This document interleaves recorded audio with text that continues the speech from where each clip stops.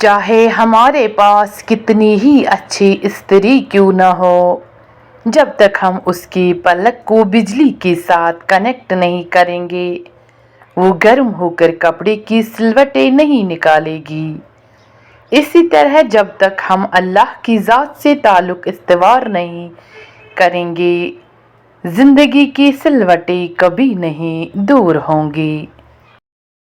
کسی انسان کو پرکھنے کا ہنر مرد کو پرکھنا ہو تو اس کے آگے مسئلہ رکھو، عورت کو پرکھنا ہو تو اس کے اندر کمزور مستقبل کے اندیشے ڈالو، بھائی پرکھنا ہو تو وراثت کے معاملات چھیڑو، اس کی فیصلہ سازی دیکھو، بزنس پارٹنر پرکھنا ہو تو اس کے ساتھ اختلاف کر دو، اور اگر محبوب پرکھنا ہو تو اپنی خامیاں اور کمیاں بتاؤ۔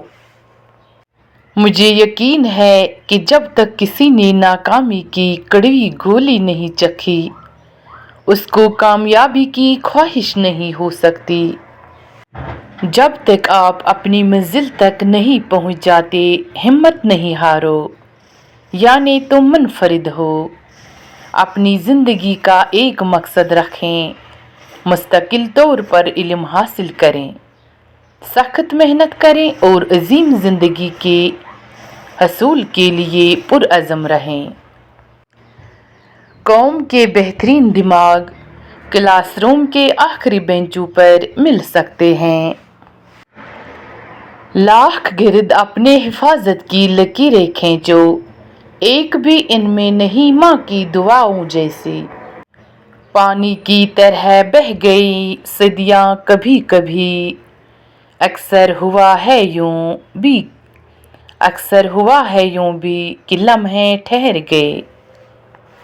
چھلک گئے آنکھیں یہ سوچ کر اکثر کہ میرے رب کی مجھ پر عنایتیں کیا کیا۔ زبردستی سے چلتا نہیں تعلق کسی سے، پرندے کو کبھی پنجرے سے محبت نہیں ہوتی۔ کسی مضبوط پہاڑ کا اتنا بوجھ نہیں ہوتا جتنا بے قصور پر تہمت لگانے کا ہوتا ہے۔ ماں باپ کے نوکر بن جاؤ، رب تمہیں دنیا کا بادشاہ بنا دے گا۔ کوئی چاہنے والا یا محبت کرنے والا رپلائی نہ کرے تو وہ بے وفا ٹھہرے، اور آپ اذان سن کر بھی نماز نہ پڑھیں تو پھر بھی آپ وفادار ٹھہریں۔ تھوڑا نہیں پورا سوچیں۔ ہر وہ تعلق جو جھوٹ اور کھوکھلی بنیادوں پر کھڑا تھا، جہاں مخلصی محض دکھاوا تھی اور یقین کو بار بار توڑا گیا، ایک ہلکی سی ہوا کے جھونکے نے سب کچھ عیاں کر دیا۔ ہر چہرہ بے نقاب ہو گیا، محبت اور دوستی دونوں بے وفا ثابت ہوئے، گویا ہر رشتہ اپنی آخری سانس لے کر دم توڑ گیا۔ کسی کی خدمت میں پیش کیے جانے والے تحفوں میں سب سے بہترین تحفہ احترام ہے۔ ایک بات ہمیشہ یاد رکھیں، عزت آپ کو وہی انسان دے سکتا ہے جو خود باعزت ہو۔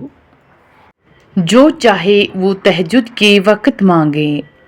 نبی صلی اللہ علیہ وسلم نے فرمایا، ہمارا پروردگار بلند برکت والا ہے، ہر رات کو اس وقت آسمان دنیا پر آتا ہے جب رات کا آخری تہائی حصہ رہ جاتا ہے۔